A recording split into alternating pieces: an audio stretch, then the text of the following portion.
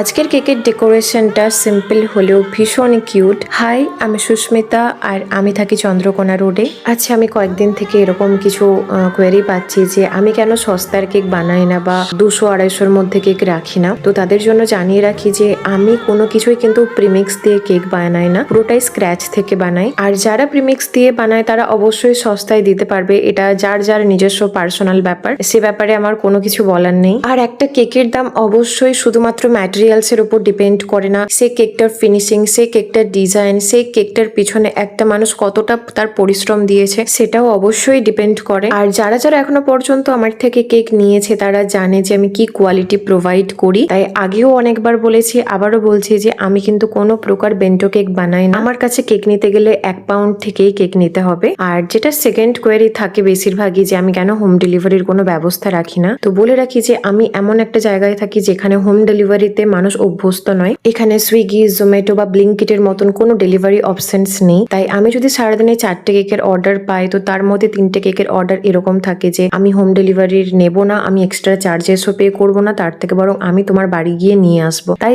বাকি একজনের জন্য অবশ্যই আমার পক্ষে ডেলিভারি বয় রাখাটা পসিবল নয়। তো এই ছিল আমার আজকের কেকের ফাইনাল লুক। অবশ্যই জানিও তোমাদের কেমন লেগেছে, আর ভালো লেগে থাকলে অবশ্যই লাইক করতে ভুলো না।